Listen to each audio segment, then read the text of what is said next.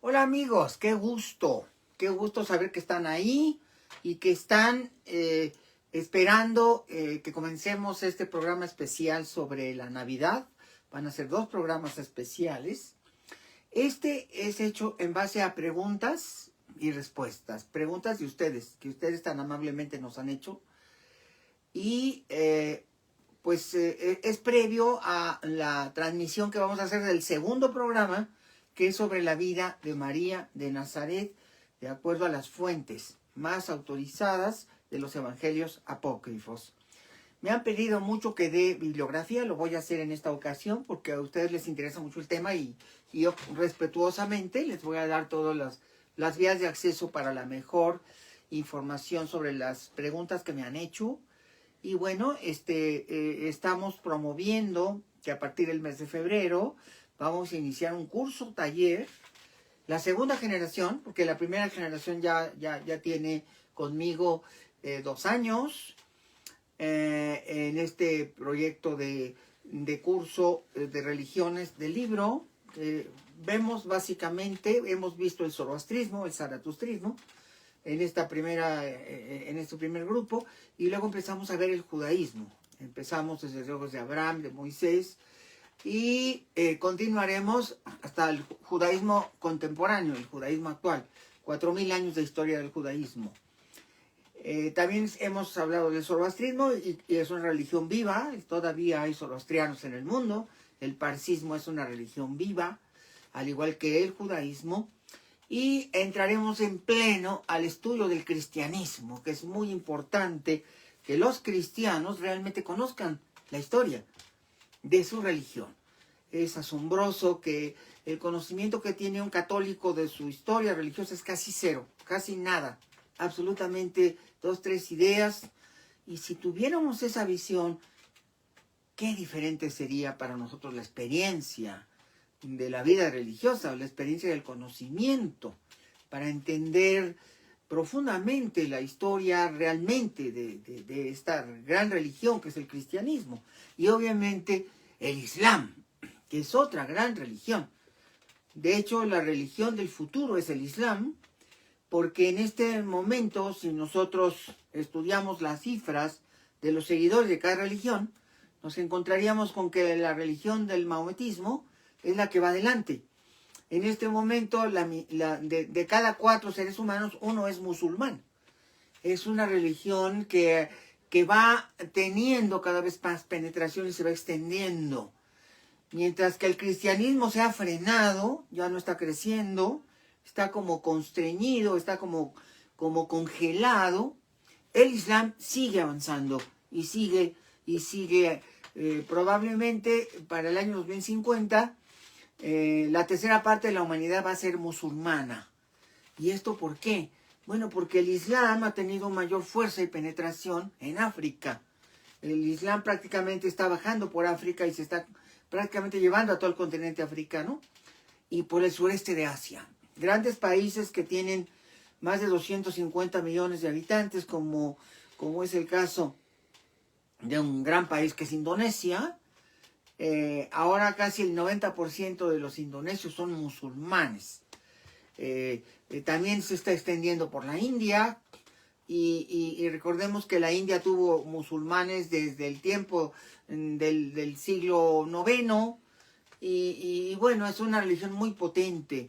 El cristianismo también crece, pero muy poco comparativamente con relación al Islam. Y otras religiones son muy pequeñitas, muy chiquitas. El pensamiento religioso zoroastriano, la religión de Zaratustra, tiene muy poquitos seguidores. Estamos hablando de 50 a 100 millones de seguidores, que no es nada. Considerando que el cristianismo somos más de 2.000 millones los practicantes, y que la religión islámica tiene alrededor de 2.300, 2.400 millones de seguidores. Bueno, considerando que estas son las 2 religiones más importantes del mundo, las más grandes, eso significa que realmente, comparativamente, las otras son muy pequeñas. En la India, por ejemplo, es un crisol de religiones, donde hay hinduistas en diferentes niveles.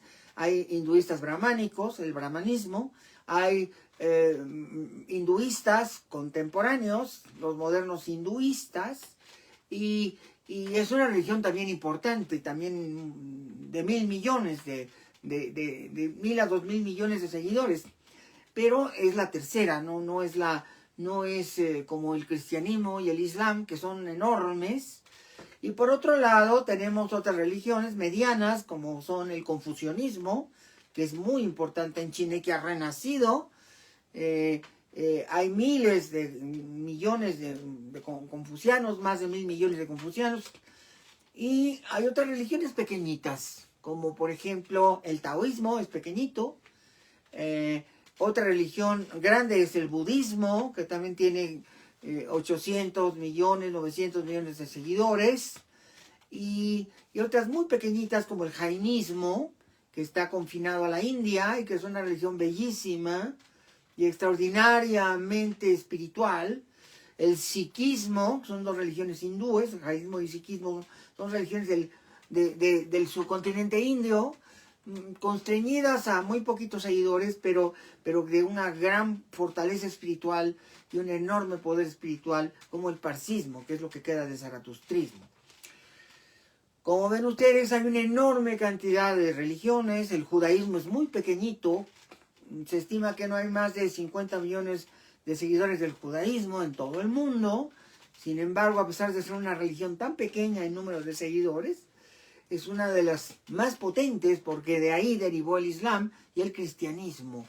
Es decir, que el judaísmo es la fuente de todas las religiones del libro, ya que el libro fue una revelación que se le dio a Moisés, quien empezó a escribir el Pentateuco hacia el año 1250, 1300, y después fue rehecho en el año 750 en la versión moderna actual que tenemos, antes de Cristo, que tenemos del Pentateuco. Pero de esto precisamente es la exploración que vamos a hacer en este curso de religiones comparadas, en donde nos vamos a centrar en la religión judaica, en el judaísmo, en la religión cristiana, por supuesto, en la religión islámica, por supuesto, pero también vamos a hablar del sufismo, que es una derivación del islam. Y también vamos a hablar de la religión drusa, que es muy importante, porque está muy ligada al nacimiento de Jesús.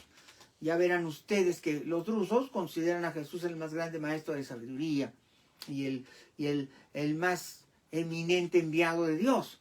Entonces es una religión que está muy vinculada a las religiones del libro y que también adora a un solo Dios, que al final del día es Jehová, es el Altísimo, es ese Dios que llaman los musulmanes Alá, ese Dios que llaman los cristianos el Padre de la Trinidad, Padre, Hijo, Espíritu Santo, y ese Dios que llaman en la Torá hebrea el Altísimo. Ese mismo Dios está presente en la religión drusa. Entonces, todas estas divisiones, todos estos grupos forman un caudal de espiritualidad para la humanidad, que debemos comprender y entender mucho mejor para que en el futuro marchemos a la unificación de las religiones.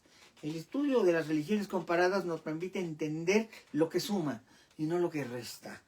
Porque el gran mandamiento que dio Moisés, derivado de su revelación, recuerden que el judaísmo es una religión revelada y que se manifiesta a través de Moisés, en la revelación que Dios hace a Moisés desde la zarza ardiente, desde la voz profunda del cielo y del corazón de Moisés, y esa religión es una religión revelada. Y es cuando este Dios único, invisible y omnipotente, inicia el proyecto del libro, de la palabra. Esto es muy importante que lo entendamos para la comprensión. Entender que la religión judía es el origen, el manantial del que abrevian todas las religiones de Occidente. Todas vienen de ahí. El cristianismo, el islam, la religión drusa, todas vienen de esa revelación. Por eso es tan importante entender esto. Bueno, hoy voy a irme a las preguntas que ustedes me hicieron y voy a mencionar los nombres. Le voy a contestar a Rafael Suárez, a Ana María Micola, a Julia Escudero y a Jorge Schwartz. Jorge Schwartz, Julia Escudero, Ana María Micola y Rafael Suárez. ¿Cuáles son las preguntas que ellos me hacen? Bueno, están muy interesados en que hable acerca de Juan el Bautista. ¿Quién era ya que vino al mundo? ¿Y cuál fue su misión? ¿Y qué relación tenía con Jesús de Nazaret? Es decir, ¿qué relación tenía en el sentido de familia, de sangre? ¿De dónde venía este parentesco? Y eso nos habla del parentesco de las madres, tanto de Jesús, que es María, como de Juan, que es la esposa de Zacarías, Isabel, la prima Isabel de María. Así se le menciona en el canon del Antiguo Testamento. Les recuerdo que ya hablamos del canon, ya hablamos de los 2 evangelios que hablan de María de Nazaret y que son la fuente del conocimiento, Mateo y el Evangelio de Lucas. Mateo y Lucas, recuerden que el canon se compone de 4 libros, el Evangelio según San Mateo, el Evangelio según San Lucas, el Evangelio de Marcos y el Evangelio de Juan. En el Evangelio de Juan y en el Evangelio de Marcos no se habla de la infancia de Jesús, no se habla del nacimiento, de la natividad. En cambio, en el Evangelio de Mateo sí se habla del nacimiento de Jesús, se habla de Belén, se habla de cómo los reyes magos llegan a Herodes y cómo van buscando al niño sagrado que ha de nacer como rey de los judíos. Y entonces Herodes se encela y hace la matanza de los inocentes en Belén. Él espía a los reyes, él sabe que van a Belén, y después de que ellos llegan y hacen su adoración, viene la matanza de los inocentes, que ocurre precisamente después de que se han postrado los reyes magos a el niño Jesús, el que ha nacido en Belén, el enviado de Dios, el Hijo de Dios, la encarnación que el Espíritu Santo hace de Dios a través de la fuerza del Espíritu Santo. Dice el Evangelio, la sombra del Espíritu Santo cubrió a María y a través de esta proyección ella queda embarazada sin haber sido tocada por hombre. Y así es que se da el advenimiento del Mesías, que es el Hijo de Dios en función de este hecho. Y que a partir de este momento, ese Hijo de Dios es finalmente el Mesías que espera el pueblo de Judea para liberarse de los yugos y de la esclavitud que padecen de los romanos. Y este es el muy amado Mesías que ha sido anunciado. Y aquí viene la gran pregunta. Esta es la tradición sacra. Esto es lo que nos dice el canon de la Biblia. Esto nos lo dice claramente San Lucas. Y Mateo lo apoya a través de que nos va mostrando cómo ocurre la adoración de los magos, cómo llegan a Belén estos magos, cómo Gloria in excelsis Deus, el ángel anuncia a los pastores y van a adorar al niño. Toda esta historia que conocemos, que ponemos de los nacimientos tan mexicanos, que no son más que una evocación de lo que hizo Francisco de Asís en Italia, con el primer nacimiento que precisamente instauró en su vida y que fue la representación del nacimiento del niño Jesús. Bien, entremos a las preguntas que nos hacen tan amablemente. Repito los nombres: Rafael Suárez, Ana María Micola, Julia Escudero y Jorge Schwartz. ¿Qué nos están preguntando? Bueno, nos están preguntando acerca de esta relación entre Isabel y María. Nos están preguntando, les generó mucha emoción cómo describí el templo de Jerusalén, y quieren que lo describa de nuevo, pero que les dé los máximos detalles posibles.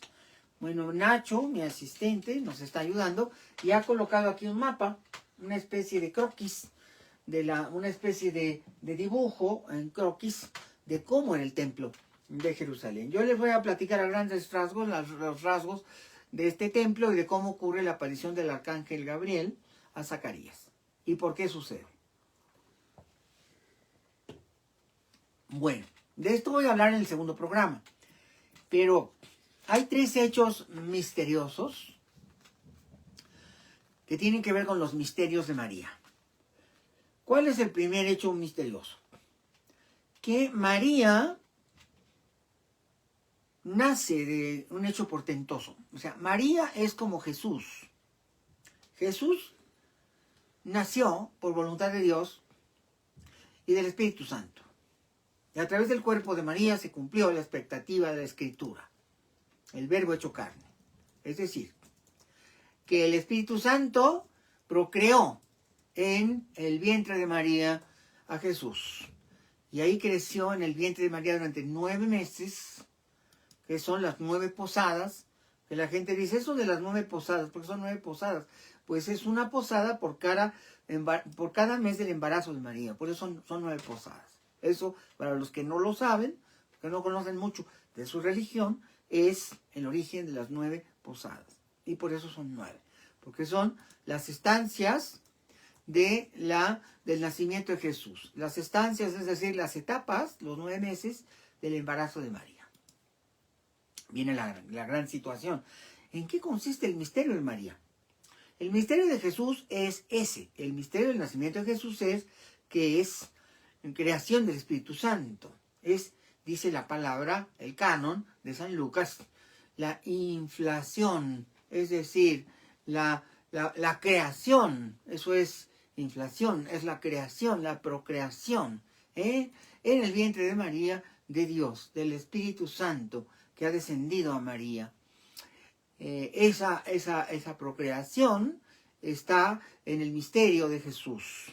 Que Jesús no es hijo de un hombre y una mujer, no es hijo de José, que es el legítimo esposo de María, sino que es, en realidad, una manifestación de lo sagrado. Es la fuente sagrada de Dios, el misterio de Dios. ¿Cómo lo hizo Dios para que procreara a María? Es un hecho misterioso, por eso decimos los misterios de Jesús, porque no tenemos una explicación, ni la podría dar la ciencia. Es un misterio y el misterio va a quedar como un canon teológico. Ese es un misterio. El canon teológico del misterio de Jesús es cómo es que María quedó preñada del Espíritu Santo. Y es un canon y no se puede explorar más ni entender el tema desde un punto de vista científico u objetivo, porque la teología nos dice que hay dogmas, y esos dogmas son dogmas de fe. Lo crees porque es un dogma de fe, y es un hecho porque es una situación que altera las leyes naturales, que Dios es capaz de actuar sobre la naturaleza y transformarla, convertirla a sus deseos o necesidades. Ese es el misterio de lo sagrado o el misterio de lo divino, desde la teología. Partamos entonces al segundo misterio. El primer misterio es el misterio de Jesús. Cómo nace Jesús de María a partir de un hecho misterioso que es cómo la semilla del Espíritu Santo pasó al vientre de María. Pero hay un segundo hecho misterioso. ¿Cuál es este segundo hecho misterioso? De hecho van a ser 3 hechos misteriosos. El primer hecho misterioso, antes de que ocurriera el misterio de Jesús, se conoce como misterio de María. ¿Y en qué consiste el misterio de María? Bueno, Joaquín es el padre de María, pero Joaquín era un hombre muy viejo.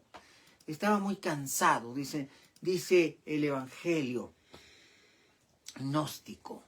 Estaba muy cansado, era un hombre viejo y estaba muy cansado. Y tenía sus rebaños. Estos rebaños que generalmente eran de ovejas, de cabras y ovejas, que de acuerdo a la geografía de la región de Galilea, son los rebaños. Sí hay vacas y sí hay becerros, pero básicamente los rebaños en esa región un poco semiárida, en donde escasea el agua y la hierba, son de cabras y ovejas que resisten más este tipo de clima. Entonces Joaquín está casi todo el tiempo en su tienda de campaña. Como está cuidando sus rebaños, lo está haciendo a campo abierto, va siguiendo los pastos, los pastizales y el curso del río Jordán. Y está muy agobiado. Está muy agobiado Joaquín porque nunca tuvo un hijo. Está triste y constantemente hace dedicatorias, reza con fe y se pregunta y le pregunta, dice el Evangelio apócrifo, al Dios de Israel, ¿por qué no fue padre? Si era su más grande anhelo. Y bueno, todos saben que su esposa, que es Ana, va a ser Santa Ana y San Joaquín, los padres de María. Ana es una mujer estéril y además ya entrada en años. Y entonces ya no puede tener hijos. Sin embargo, en su infinita fe, pide Joaquín. Él hacía penitencia en las montañas, subía a rezar, como lo hacía Moisés, en las elevadas cumbres, rogando a Dios el beneficio de ser padre.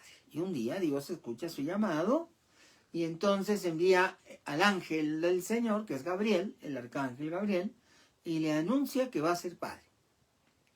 Le anuncia que va a ser padre de una niña, que va a ser obviamente María, la Virgen María. ¿Cómo hizo Dios para que esta mujer tan grande en años, no nos dice la edad, pero no sé que era una mujer muy anciana, pudiera dar a luz? Bueno, ese es el misterio de María. Acuérdense, el misterio de Jesús es cómo nace de María, pero nace del Espíritu Santo, sin ser tocada por hombre. Y el misterio, que es otra situación, el misterio de María es como este anciano, que es Joaquín, pudo concebir, por la intervención de Dios, a una niña que va a ser María de Nazaret, la Virgen María, la madre de Jesús, y que va a ser, a pesar de que su mujer es estéril, Ana, Santa Ana es estéril, y nunca ha concebido, nunca ha podido concebir. Y el misterio ocurre y finalmente el ángel del Señor va a Santa Ana y le dice, vas a ser madre, y le anuncia. Y entonces él sale feliz de su tienda, va hasta su casa, porque él en su tienda estaba los meses, sobre todo de primavera, verano y otoño, cuando pues tenía que ir a pasear sus animales, a que pastaran para que sobrevivieran de la hierba del campo.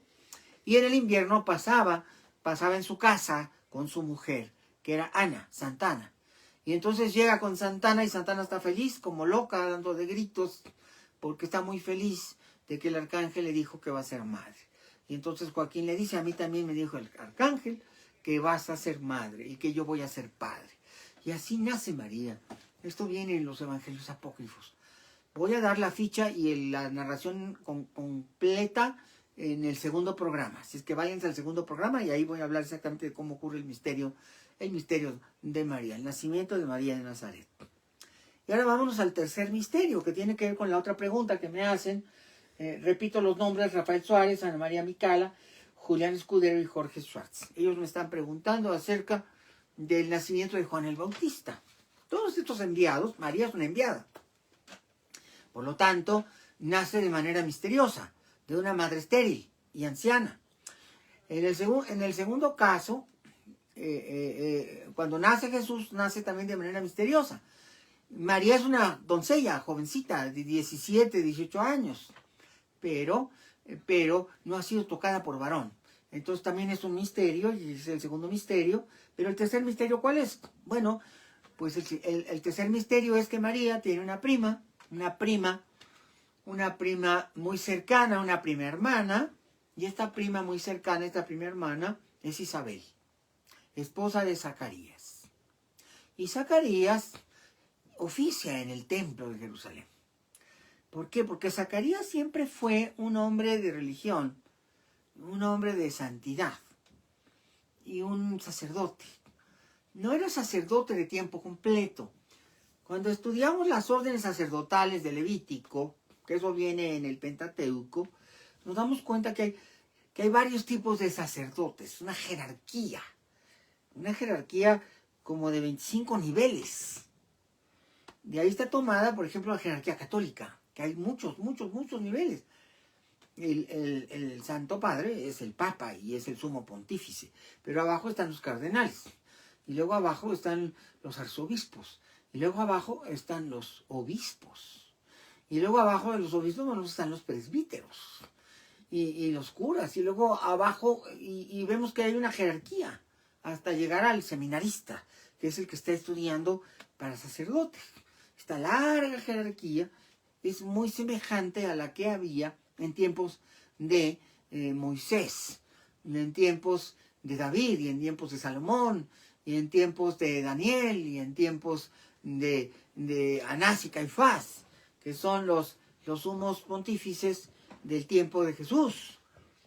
Obviamente esta enorme jerarquía nos habla de que el sacerdocio es toda una serie de niveles, y hay sacerdotes de tiempo completo, son los que están muy cerca del templo, que viven en el templo, son 100 sacerdotes que viven en el templo y que están con el sumo sacerdote, y hay un segundo sumo sacerdote.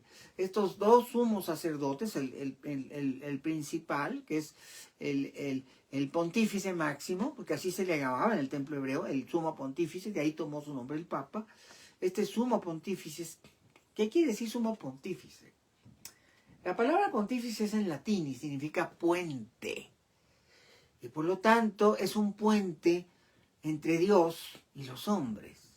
El máximo sacerdote, llamado así, sumo es elevado, el más elevado, puente.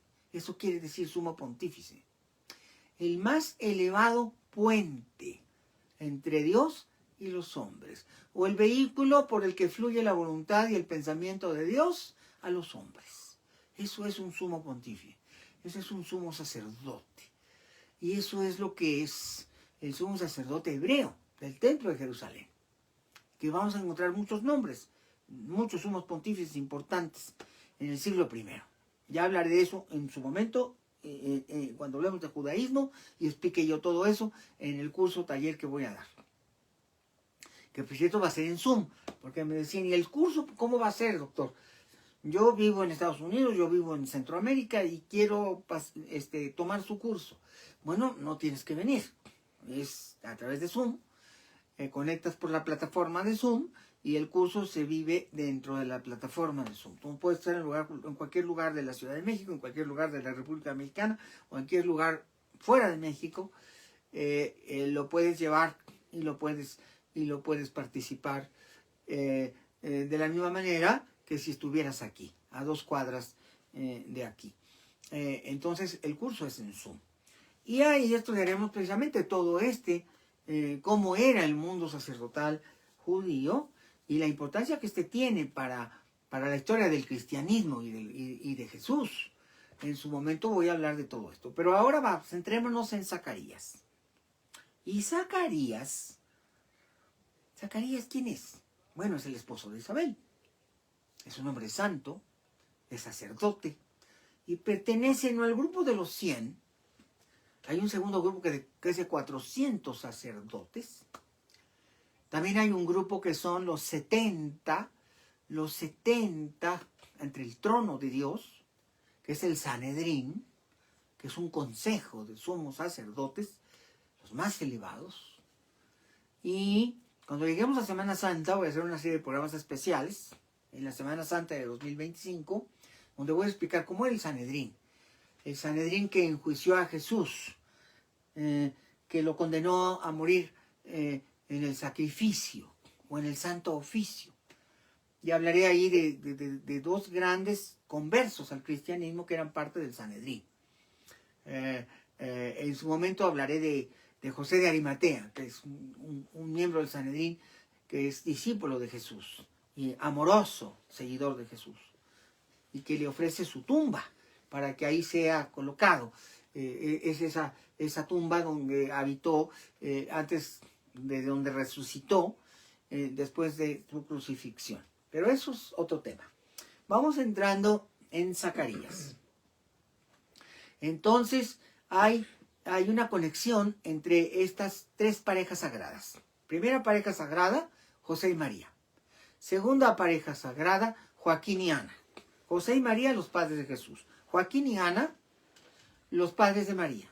Y una tercera pareja sagrada, que son Isabel y Zacarías, los padres de Juan el Bautista. Ahí tienen estos triángulos, estos niños dioses. María es uno de estos niños dioses y nace de Joaquín y Ana.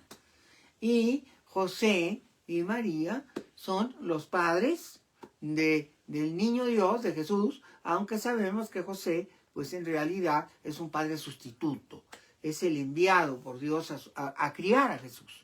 No es su padre, porque no fue engendrado por varón, pero sí es su padre en el sentido de ser su protector, y de ser su educador, y de ser su conductor, de ejercer la paternidad, de llevar el sustento para la familia, de ser el procreador y de ser el sostenedor de Jesús, y su ejemplo también de vida.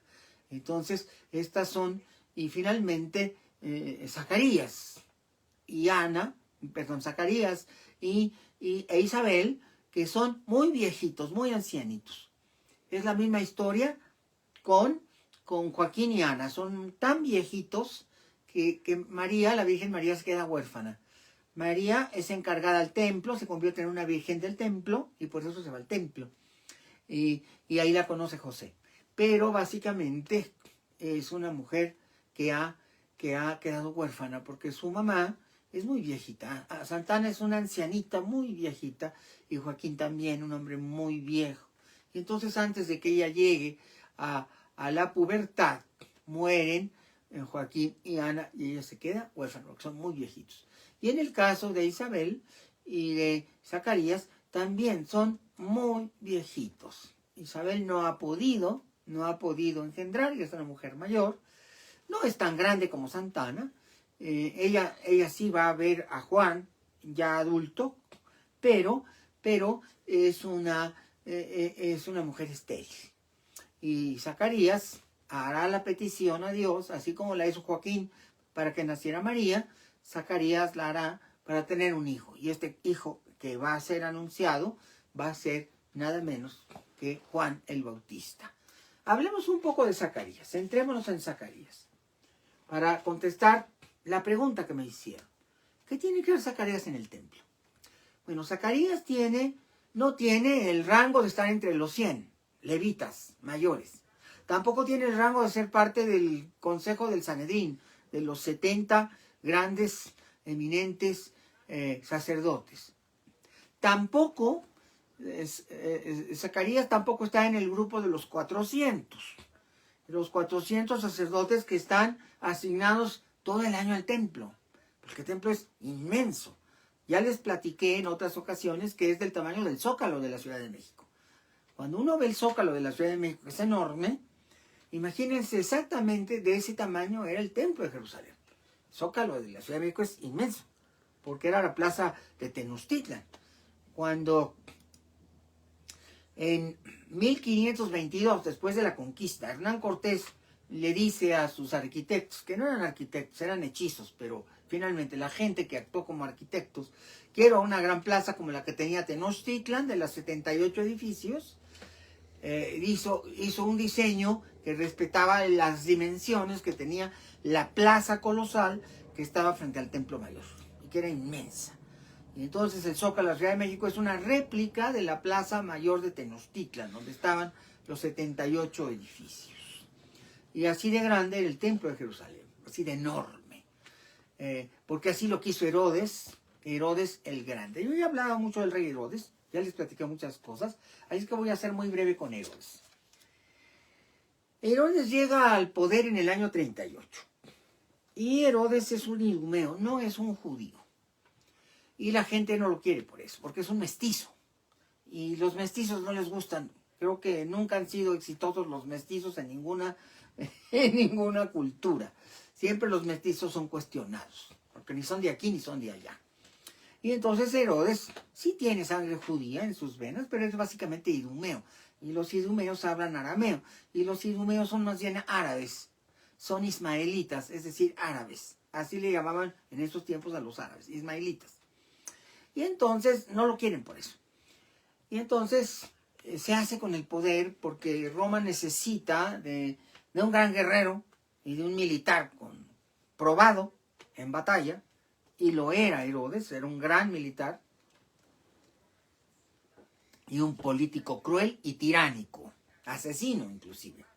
Asesinaba al que se le parara enfrente si se oponía a sus planes de gobierno, aunque fuera su pariente. Podía matar hasta a sus hermanos. a sus parientes, mató a sus hijos, mató a su esposa. Era un horror. Pero tiene un lado luminoso, porque hasta la criatura más horrorosa de la historia puede tener un lado luminoso. ¿Y cuál era el lado luminoso de Herodes? Que era un gran diseñador, un gran mecenas de artistas y de arquitectos.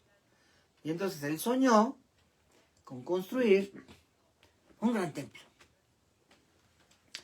Y este gran templo de Herodes, que él soñó, quería que rivalizara con el de Salomón. En este templo iba a estar el Dios de Israel. Y entonces el relato es muy simple. Herodes en el año 20 a.C. le pide permiso a Roma, porque pues ese es el perro de Roma. Y es un perro, es auténticamente un perro, que cuando conoce a César Octavio Augusto, se le tira a los pies y le empieza a besar las botas. Y ahí viene lo de besar las botas. Le toma las botas y le ruega que le dé la oportunidad de seguir siendo el rey de los judíos. Porque su peor enemigo, Marco Antonio, era quien lo había designado rey de los judíos. Y cuando Marco Antonio muere, porque pelea en una guerra civil contra Octavio, pues entonces todo el mundo dio por hecho que ya el idumeo aquel ya no le servía a Roma, porque había sido amigo del político vencido, que era Marco Antonio, el que fue esposo de Cleopatra, la reina de Egipto. Y entonces lo va a ver a Grecia, a Octavio, y se le tira a los pies, se arrodilla y se pone como alfombra enfrente de Octavio. Se tira como alfombra y le besan las botas. Literal, es literal. Y le dice: soy tu esclavo, soy tu siervo, soy tu sirviente, haz de mí lo que quieras, te seré leal. Y Octavio ve cómo ese hombre tan tremendo, porque Herodes no era ¿Cómo era Herodes? ¿Qué sabemos de Herodes? Era un hombre muy alto, estoy hablando de 1,90, era un gigante, era un hombre muy gigante, muy atlético, de gimnasio, se le veían hasta los bíceps. O sea, no se lo imaginen enclenque, era robusto, alto, de 1,85, 1,90 o quizá más. Era virtuoso porque le encantaba el pugilato, le gustaba ir al gimnasio. Los griegos habían llevado a Jerusalén la moda de los gimnasios y eran fisicoculturistas. Y entonces, para que me entiendan, Herodes era fisicoculturista. Pasaba horas y horas y horas en el gimnasio robusteciendo sus músculos. Entonces era un hombrón, monstruoso, de cara feroz, pero hermosa. Dicen, era feroz para los hombres, le tenían pánico, pero a las mujeres se le entregaban porque era muy hermoso, físicamente muy guapo, guapérrimo. Gigante, musculoso y guapérrimo. Tenía un vozarrón que se oía, que retumbaba la tierra. Era muy masculino, muy machote. Herodes era como el macho machote. El arquetipo por el que las mujeres se desmayan. Era muy hermoso, era muy masculino, era muy feroz, vestido de militar siempre, con espada y con yelmo y con un enorme casco. Era un Adonis, era muy guapo, muy atractivo, físicamente muy robusto, muy sano, muy feroz, fiero. Era como el arquetipo del hombre, el hombre perfecto. Aunque, ya repito, era cruel, hasta con su familia, era tiránico, déspota, pésimo padre, pésimo marido, era infiel, tenía muchas amantes, era un horror. Pero eso ya es otra historia. Desde el punto de vista físico, era hermoso, era guapo, era gigante, era muy bello, era muy atractivo para las mujeres, era muy, como que todo el mundo quería con él, entonces tenía un harén de mujeres. Y entonces cuando lo ve Octavio, pues lo ve muy bien. Era todavía joven, tenía 32 años, y era puesto, y era feroz, y tenía ese vocerrón, y además un gran general, y una mente brillante, y un político brillante, y labioso, era muy labioso. Era de hablar horas y horas y horas y marear a las masas. Pues tenía todos los atributos. Entonces Octavio dijo, bueno, pues que se quede a ver qué tal, lo voy a poner a prueba. Total, si no se porta bien, pues lo mando a decapitar. Porque finalmente, a pesar de todas esas virtudes, Herodes nomás era el perro de los romanos. Un títere. Un títere, un guiñol, un manipulado en todo lo que fuera. Es decir, él no tenía ninguna independencia. Y le dio 40,000 soldados, Octavio. 40,000 soldados romanos. Legiones romanas. 10 legiones romanas. Para gobernar un enorme territorio. Porque dijo, necesito tener esta frontera robustecida porque en Siria están los partos, están llegando los persas y quieren invadir al imperio romano. Entonces me conviene tener este gigante bello y grandote y apuesto y perro, es decir, mi perro, porque puedo hacer lo que quiera con él. Le puedo dar la orden que sea y la va a hacer. Porque no tiene ni voluntad propia, es salamero, no tiene dignidad, es como típico político. Ya saben cómo son los políticos, que se venden por 3 pesos al mejor postor. Y eso era en el fondo Herodes, un político que se vendía por 3 pesos al mejor postor, y en este caso se vendió a los romanos. Entonces este monstruo hombre tenía su corazoncito, y entonces quería que la gente lo amara. La gente lo odiaba, la gente de Jerusalén, la gente de... Además, otra cosa, llega de la entrevista con Octavio con el doble de tierra. Porque dijo Octavio, bueno, pues le voy a dar Fenicia. Y entonces le dio las ciudades de Biblos y Donitiro para que las gobernara. O sea, el poder era tan enorme el poder de cuando regresa de ver a Octavio, de Herodes, que tenía ya el control de Fenicia. Y tenía ya el control de Siria, de una parte de Siria. La Perea era ya la frontera con Siria. Y el control de la Galilea, y de la Samaria, y el control de la Judea. Era un terreno enorme.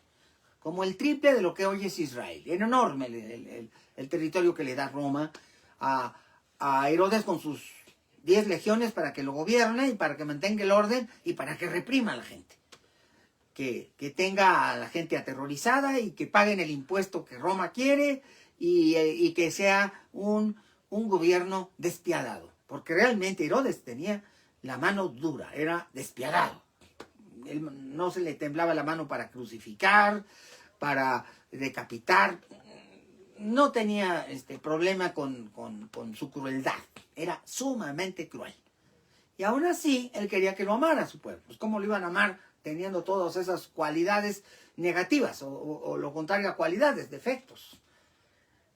Sin embargo, él soñó que lo iban a recordar todas las generaciones y todos los siglos, y en eso no se equivocó, porque pues ahorita estamos después de 2000 años hablando de él. Y entonces dijo, voy a hacer un proyecto de Estado. Va a Roma, se va a Roma. Octavio lo invita y va. Y entonces ve a Roma en su esplendor.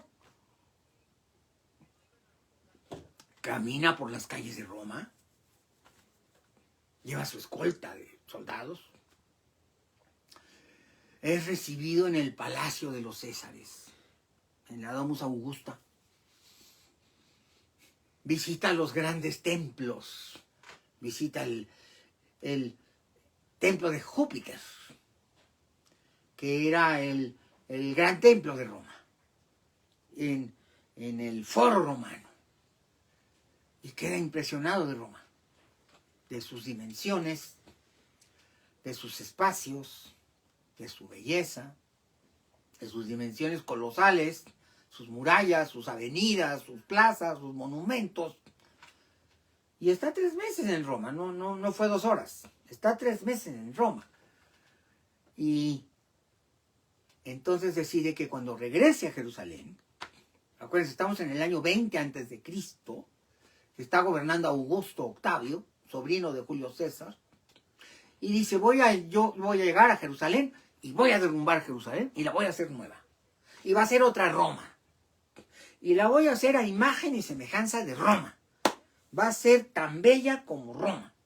A veces los que hacen películas no están bien ubicados, no están retratando la realidad.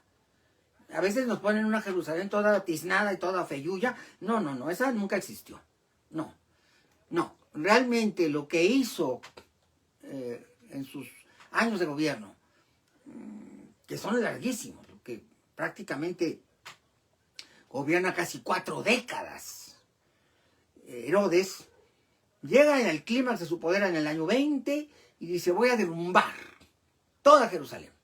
Y entonces tira manzanas enteras, murallas enteras. Dice: voy a hacer nuevas murallas, voy a hacer nuevas avenidas, nuevas calles, nuevas plazas. Y empieza a construir edificios, la fortaleza Antonia, por ejemplo, que estaba junto al templo, el gran templo de Dios de Jerusalén. Y hace el anfiteatro, que es un teatro. Y hace sobre todo una obra cumbre, aparte del templo, que es el circo de Jerusalén. Que si hay una película buena de Ben-Hur, pero la de Charlton Heston, que es de finales del siglo XX, de los años 60, 70, en donde sí se ve cómo era realmente el circo de Jerusalén. Ese lo hizo Herodes. Era espectacular, era para 100,000 personas. 100,000 personas, como el Estadio Azteca, y no era un círculo como la Plaza de Toros, no. Los circos eran para carreras de cuadrigas, para carreras de caballos. Entonces eran enormes, eran alargados, tenían una dimensión muy grande, como 1,600, 1,800 metros a lo largo, y luego los caballos daban vueltas ahí, y había tribunas a todo alrededor. Era una cosa maravillosa, porque se veía desde todos lados cómo iban los grandes caballos corriendo.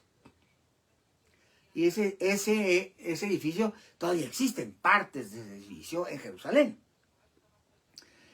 Y estaba el anfiteatro, donde había obras de teatro, y había un Odeón pequeño para músicos, para tocar música, y obviamente la obra máxima va a ser, claro, por supuesto, el gran templo de Dios en Jerusalén. ¿Qué era el templo de Jerusalén y por qué no le gustó en ese momento? El templo de Jerusalén era pequeñito. La historia del templo es muy simple. El templo en realidad se empezó a edificar en el año 950 por Salomón, el primer templo. Y este primer templo fue destruido hacia el año 540 antes de Cristo por Nabucodonosor, cuando destruyó la ciudad de Jerusalén. Destruye las murallas y destruye la ciudad, arrasa la ciudad de Jerusalén. Y el templo de Salomón, por lo tanto, estuvo 400 años en pie, más o menos del 930 al 540, antes de Cristo, por supuesto, y luego fue destruido. Luego, el rey Ciro, el rey de los persas, autoriza que los judíos regresen a Jerusalén, reconstruyan la ciudad y reconstruyan el templo. Entonces hay un segundo templo, que se construye en tiempos de Ciro, el Grande, año 470 antes de Cristo, y ese templo estaba funcionando hasta la época de Herodes. El segundo templo lo construyen y era pequeño, era simbólico, pero no era una gran construcción. Hasta podrían decir que era feo, pequeño y feo.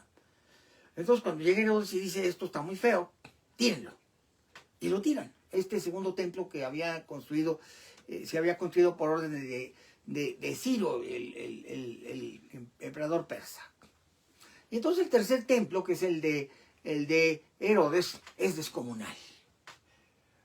Del tamaño del Zócalo de la Ciudad de México, se instala, por un lado hay un despeñadero, se tiene que construir un terraplén con columnas hasta de 35 y 40 metros, que hoy queda ese terraplén y se conoce como el Muro de los Lamentos.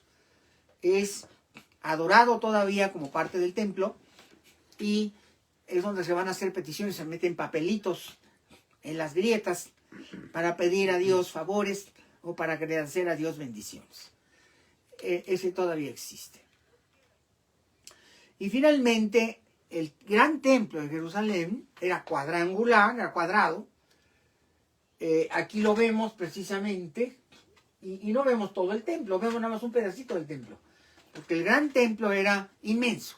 Aquí nada más estaba en el centro de ese cuadrilátero, que era como el Zócalo de la Ciudad de México, era medio alargado, no era exactamente cuadrado, sino más bien rectangular. Y en ese rectángulo, en la parte del centro, estaba ubicado este edificio. El que vemos aquí, espero que lo alcancen a ver. Está en Facebook. Lo pueden ver en Facebook. Me dice Nacho que ahí lo están viendo. Y entonces ahí Herodes construye un edificio que le llama, es el nombre que le da Casa Magna. Casa Magna de Dios. La Casa Magna de Dios. Y esta Casa Magna de Dios consiste en levantar una enorme estructura vertical, que es la que vemos allá al fondo, que tiene estas enormes columnas que tienen 30 metros de alto. Imagínense nada más, 30 metros de alto, todo el remate de las columnas, los capiteles, todas las estructuras como tipo griego, porque tenía algo así como los templos griegos, tenía cornisas y frisos, y todo era en oro. Oro, no estoy hablando dorado, estoy hablando de oro macizo, trozos de oro. Tenía oro en la parte superior. Las columnas tenían oro, eran de 30 metros de altura, una locura, inmenso. Y ese era el llamado santuario, el Sancta Sanctorum. Es decir, el santuario es donde no podía entrar nadie. O sea, ningún judío podía ver esto, podía entrar. Nadie podía entrar ahí. Por eso se le llama a esta parte de atrás, se le llama en el templo de Herodes el atrio de las columnas, pero también se le conoce como el atrio sacerdotal o de los sacerdotes, porque era exclusivo para la adoración de los sacerdotes. Y había una puerta para entrar, se separaba la parte donde podía entrar la gente, que inclusive las mujeres podían entrar al primero de los atrios, pero no podían entrar al segundo de los atrios. El segundo de los atrios, ahí no había multitudes, ahí nada más entraban los sacerdotes. Y al Sancta Sanctorum solamente entraban a oficiar. Solamente cuando entraban los sacerdotes a oficiar, se abría este gran atrio. Aquí vemos el altar. En el altar tenía lugar el holocausto. El holocausto era la quema de los animales que eran sacrificados para honrar a Dios, para honrar a Yahvé, a Jehová, o Adonai, que es el nombre que le dan los hebreos. Adonai, nuestro Señor, es el nombre que le dan. Entonces es muy importante recordar que este templo se levanta en el año 20 y este templo no lo ve Herodes terminado. Herodes muere aproximadamente en el año 4. Antes decíamos el año 2, el año 1, y sabemos que hacia el año 4 muere Herodes y ya no lo ve totalmente terminado, pero ya estaba terminado en tiempos de Jesús. Ya cuando Jesús vive, muy posterior a la vejez de Herodes, recuerden que Jesús empieza a su vida pública a los 30 años de edad, ya el templo está prácticamente terminado. Y hay muy poquitas cosas que seguirán haciéndole, pero prácticamente está terminado. Entonces, ¿qué hay dentro del templo? ¿Cómo es el templo por dentro? Este es el templo por fuera, es una extraordinaria construcción, inmensamente grande. Los metros sí los tengo. La altura de los edificios es de 30 metros. Y las columnas, que tenían 162 columnas, que estaban en la parte atrial, en una especie de portales. Si ven el Zócalo de la Ciudad de México, como es el comparativo, tiene portales. No los tiene en Palacio Nacional, pero sí los tiene hacia el sur y hacia el poniente. Y entonces en esos portales había tienditas, así como las que hay en el Zócalo de la Ciudad de México, hay tienditas. Ahí, en esas tienditas, había vituallas, es decir, la gente llegaba ahí a comprar de todo. Objetos sagrados, objetos litúrgicos, hacer el cambio de monedas, porque el dinero que circulaba en la calle no podía circular en el templo, había que cambiarlo. Y ahí estaban vendiendo los animalitos que sacrificaban en la hoguera. Era como un mercado. Por eso Jesús se enoja y dice, esto es un mercado. Y la casa de Dios no debe ser un mercado. Eso lo veremos en su momento, no ahora. Pero sí había como un gran mercado ahí, había cientos de comerciantes y era un gentío. Y había miles y miles de personas, ya que en la Pascua, pues todos los judíos tenían que ir a ofrecer al templo su ofrenda. Y había una peregrinación que duraba 3 semanas en la Pascua para llegar allá en los días de la Pascua y honrar a Dios. Bueno, todo esto, ¿qué tiene que ver con Zacarías? Pues tiene que ver todo, porque Zacarías forma parte de estos 4,000 sacerdotes, hay 4,000 sacerdotes en total, que nada más ofrecen su cuarentena. ¿Qué es eso de ofrecer su cuarentena? Ya les platiqué, estaba el Sanedrín, que eran 70, estaban los 100, que eran los que estaban siempre ahí. Luego estaban los 400, que eran los que cuidaban el templo. Pero luego había 4,000 sacerdotes, que esos eran aparte, y esos eran por temporada, nada más iban 40 días, y Zacarías pertenecía a este grupo. Y entonces él tenía que ir a honrar a Dios, y llegó a este lugar tan bello, a este lugar tan enorme, al Sancta Sanctorum, y entró a donde casi nadie podía entrar. Era, por lo tanto, un sacerdote de cierta dignidad. Era lo que llamaban un doctor de la ley. Zacarías, si no hubiera sido doctor de la ley, no habría podido entrar al santuario. Solo los doctores de la ley tenían el derecho a entrar, a ofrecer el incienso a Dios. Adentro del templo, en esta cámara que vemos aquí, que dice el santuario, allá abajo, estaba el tabernáculo de piedra. ¿Qué es eso del tabernáculo de piedra? Bueno, cuando Jehová le habla a Moisés y le dice que quiere que sea adorado en un templo, pues los judíos son nómadas, nómadas, no tienen un lugar de residencia. Y entonces el primer templo era de tela, era una tienda de campaña, y esto le llamaba el tabernáculo. Esto del tabernáculo era que podía migrar con la gente, era de quitar y poner.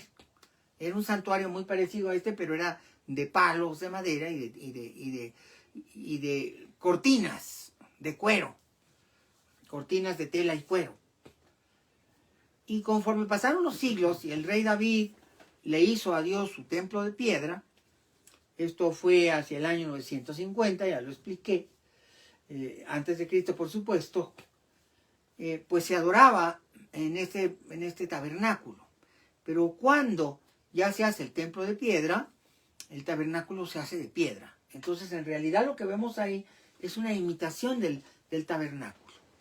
Y dentro del tabernáculo estaba la mesa de oración, la mesa de panes, la mesa de ofrendas. Había varias mesas que eran de oro. Y además de las mesas de ofrendas, había un candelabro, una menorá enorme, un candelero de 7 metros de altura, con 7 fuegos. Y estos 7 fuegos eran, pues nada menos que lámparas votivas que eran de aceite. Había cuencos de una piedra muy exquisita, era el cuarzo, que se tallaban, se les llenaba de aceite y se mantenían en permanente adoración. Es decir, el fuego prendido las 24 horas del día, los 7 días de la semana, las 52 semanas del año, eran templo otivo ardiente todo el año. Todo el año estaban estas lámparas encendidas.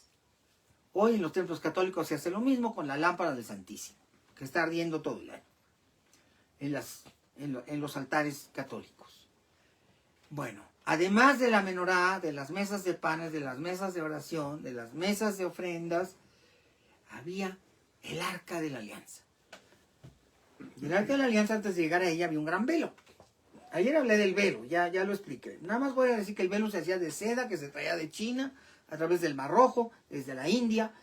Venían los barcos de China a India y de India seguían hasta Israel, llegaban a Acaba, al puerto de Acaba, que está al sur de Jerusalén, 100 kilómetros al sur de Jerusalén. Y ahí llegaba la seda de la que se elaboró este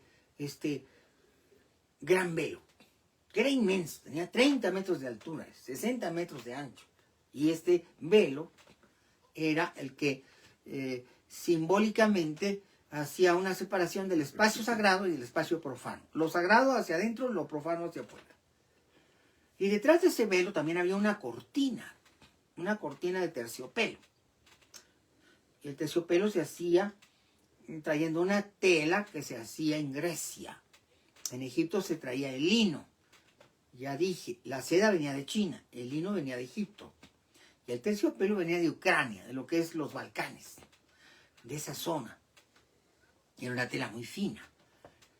Y se hacía de algodón de la región del Mar Negro. Y también se traía algodón de la India y algodón de Egipto. Y se hacía de algodón este terciopelo. Todo esto era para honrar a la divinidad que estaba viviendo, se decía, dentro del Arca de la Alianza. Pero también he explicado muchas veces que todos los templos de los griegos, de los romanos, de los egipcios, de los hindúes, todos los templos de casi todas las religiones tenían la imagen de un dios. Pensemos en el gran templo de Diana en Efeso, pues tenía la imagen de Diana. El templo de Atenea o de Palas Atenea en Atenas, bueno, tenía la imagen de Atenea. El templo de Júpiter en Roma, tenía la imagen de Júpiter, del dios Júpiter. O el templo de Zeus en Olimpia, pues tenía la imagen de Zeus. Pero en el templo de Jerusalén no había imágenes. ¿Qué es lo que había? El Arca de la Alianza. Que era un arca de madera sagrada, madera de acacia, mezclada con tablones de cedro, madera tallada y cubierta de oro. Oro macizo. No dorado, no doradito, no. Oro macizo. Oro, cubierto de una lámina de oro de 3 pulgadas de gruesa. O sea, enorme, una cantidad enorme de oro. Y dentro de esta Arca de la Alianza hecha de oro, y arriba estaban 2 estatuas de querubines que estaban abrazando al mundo. Se decía que Dios se manifestaba en la forma de energía o de fuente a los sacerdotes y hablaba desde ahí, desde ese lugar, porque los arcángeles tenían sus alas abiertas como si fueran los brazos de un humano. Y ahí en el centro es donde ocurrían hechos portentosos, en ese espacio del arca. Y entonces dicen que Zacarías empezó a oír ruidos. Empezó a sentir un viento. Él estaba ofreciendo el incienso. Había unos enormes pebeteros que también eran de oro, que estaban enclavados como copas en el suelo, eran 2. Y ahí estaba ofreciendo el incienso. Se ponían los carbones, se encendían, y luego sobre los carbones se vertía el incienso que venía de África. El incienso venía desde Etiopía. Decían los egipcios. Del centro de África, del país del Punt. Y el país del Punt era lo que hoy es más o menos Somalia, Etiopía. Es donde hay árboles de incienso. Y la resina de este árbol forma como cristalitos, como aquí el copal. Aquí tenemos un árbol igual que da una resina aromática, que es el copal de los aztecas, que ofrecían a sus dioses y lo quemaban en carbón, igual como se hacía allá con el incienso. Y allá este árbol del incienso producía una goma. Esta goma era la savia del árbol y se recogía en botes y se llevaba 3.000 kilómetros al norte a Jerusalén. Y era carísima, por cierto. Acuérdense que lo que llevan los Reyes Magos es oro, incienso y mirra. Que los 3 son carísimos. Y entonces este incienso se quema, estaba Zacarías, y sintió una corriente de aire que venía del Arca de la Alianza. Venía el aire. Eso lo dice el apócrifo. Venía el aire. Y el aire venía cargado como de humedad, dice el Evangelio apócrifo. Y entonces levantó la cabeza, asombrado. Y entonces vio al ángel, a Gabriel, al arcángel de Dios. Y le dijo, soy yo. Y vengo a decirte que vas a ser el padre de ese niño que has anhelado toda tu vida. Ese será un niño santo y que vendrá y que tendrá como misión anunciar al que vendrá, al que va a venir, al más grande que él que va a venir, que es el Mesías. Oh, pues Zacarías queda perplejo. Hay una palabra de los viejitos que lo usaban mucho en mi familia, que era patitieso. Se queda patitieso. Era la palabra de los abuelos. Y entonces pierde la voz. Queda tan asombrado, tan azorado, y obviamente se tarda mucho tiempo, dice el Evangelio apócrifo que varias horas. Y pues era de entrar, poner el incienso y salir. Y entonces los sacerdotes que estaban afuera dijeron, ¿qué le pasó a Zacarías? Que no sale. Y entonces cuando sale, le ven la cara como congelada. Pues sí, había visto a Dios. Bueno, no a Dios, pero había visto al arcángel, al enviado de Dios. Y queda en éxtasis. Este estado de éxtasis está muy bien explicado en las moradas de Santa Teresa. Está también explicado por las neurociencias. Es una combinación de neurotransmisores cerebrales como la serotonina, la dopamina, la oxitocina, la acetilcolina. Los estudiosos de las neurociencias, en temas místicos, nos dicen que esto sí pasa. Pasa, por ejemplo, a los monjes les pasa. Ahí en este santuario impresionante que hay en Grecia, donde hay 3.000 monjes que viven ahí. Se llama Meteora. Un lugar al que no pueden entrar las mujeres, ni siquiera las hembras, ni siquiera de caballo o de burro, es decir, ni de gato ni de perro. Es decir, hay un santuario en la religión ortodoxa griega, que es Meteora, que es un lugar santísimo, donde hay miles de monjes penitentes y que además tienen prohibido hablar. No se comunican entre ellos, no hablan, están en permanente oración, en permanente meditación y en permanente acto de adoración en sus ermitas. Sí viven en una especie de convento, pero cuando entran al tiempo de ermitas, que son 3 veces al año, ahí en Meteora, en los monjes ortodoxos de Meteora, métanse a internet, googleenle para que conozcan más de qué es Meteora. Los santuarios de Meteora, son 700 iglesias ahí en Meteora. 700 y cientos de ermitas. Cientos y cientos de ermitas. Y hay estos hombres santos, que son como San Antonio Abad, que era este hombre del siglo III, siglo IV, San Antonio Abad, que crea la ermita y a los ermitaños, los monjes ermitaños.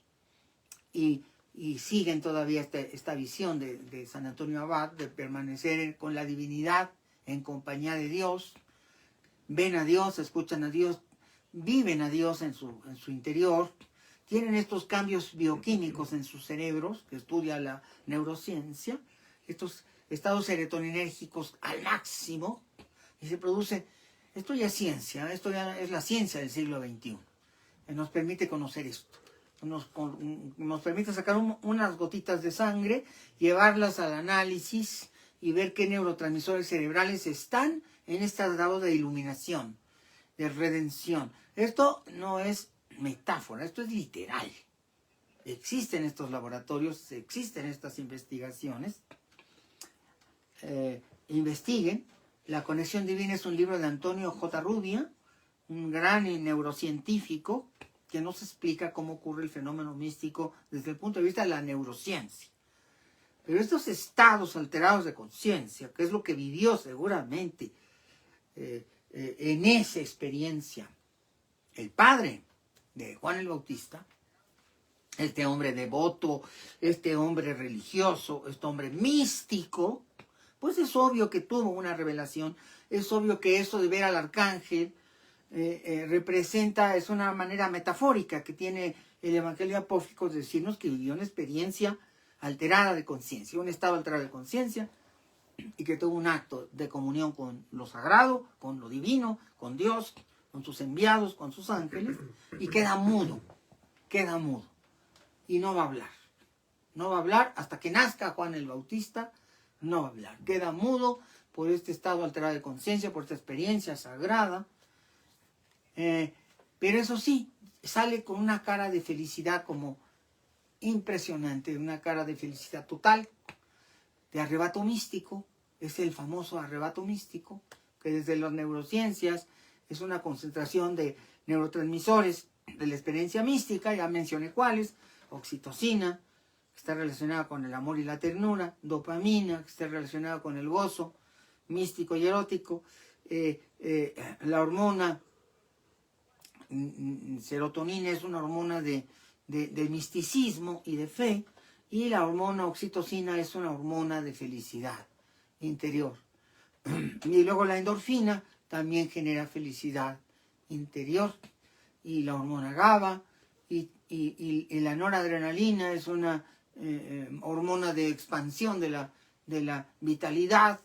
Es un estado total de alteración. Cuando leemos a San Juan Crisóstomo, cuando leemos a San Juan de la Cruz, o cuando leemos a Teresa, a Santa Teresa de Ávila, ahí vemos exactamente cómo es la visión que tienen los místicos de esta relación con Dios. Y cuando leemos a Francisco J. Rubia, que es un neurocientífico del siglo XXI, nos explica la parte bioquímica, la parte no mística, la parte científica, de qué estuvo sucediendo en el cerebro, cuáles son las conexiones neuronales que se dan, las alteraciones en los neurotransmisores cerebrales, para explicar la experiencia mística. Investiguen, métanse, profundicen. Yo eso es lo que hago en mis talleres y en mis cursos. Explicarles todo esto y darles las herramientas. Si quieren tener una experiencia mística, pues adelante, tengan. Cuando uno tiene estos espacios místicos, que son los encuentros espirituales, pues uno tiene estas experiencias. Para eso son los encuentros espirituales. Y suceden estos. Una persona normal le sucede este acto místico, claro que sí. Y obviamente esto se va a dar profundamente en estos lugares como Meteora, donde los monjes viven toda su vida entera en oración, en castidad, en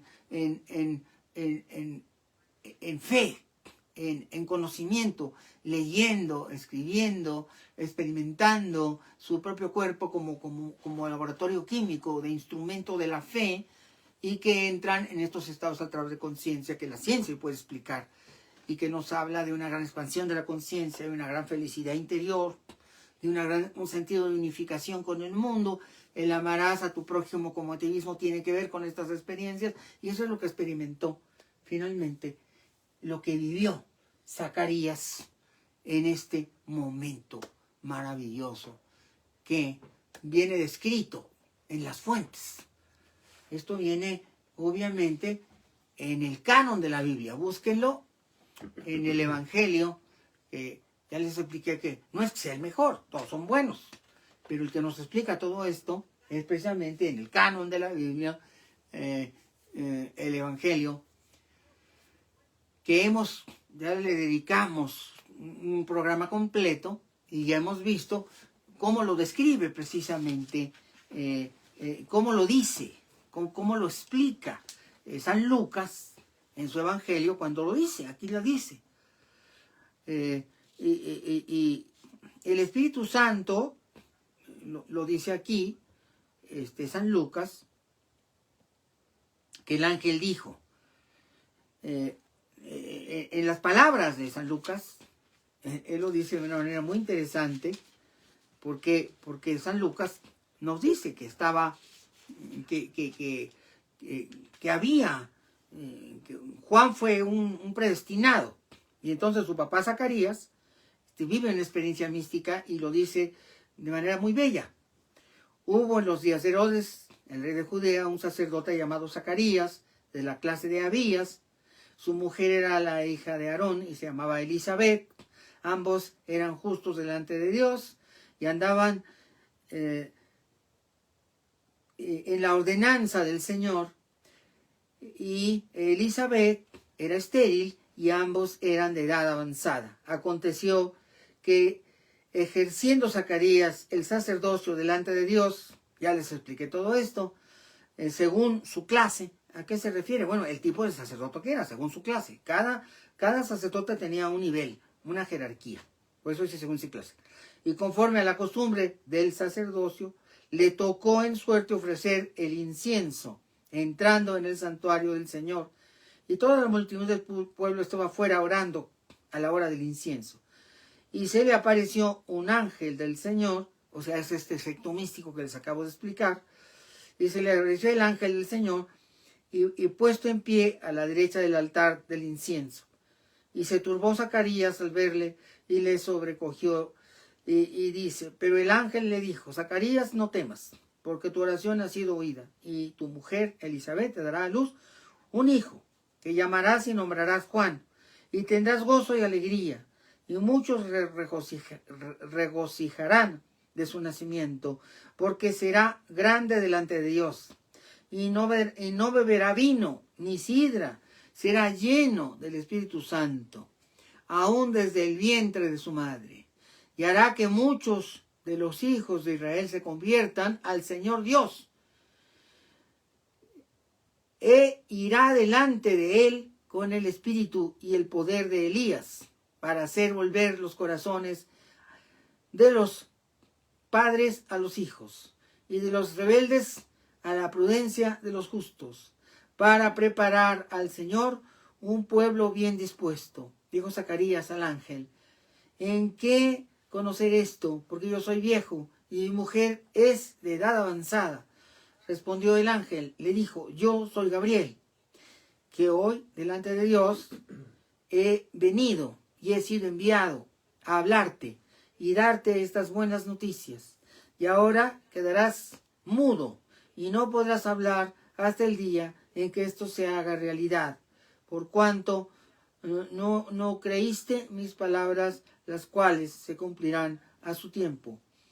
Y el pueblo estaba esperando a Zacarías y se extrañaba de que él se demorase tanto en el santuario. Pero cuando salió, no les podía hablar ni decir nada, y comprendieron que había visto a Dios en el santuario. Y les hablaba por señas y permaneció mudo. Esta es la experiencia mística de Zacarías, este sacerdote de los 4000.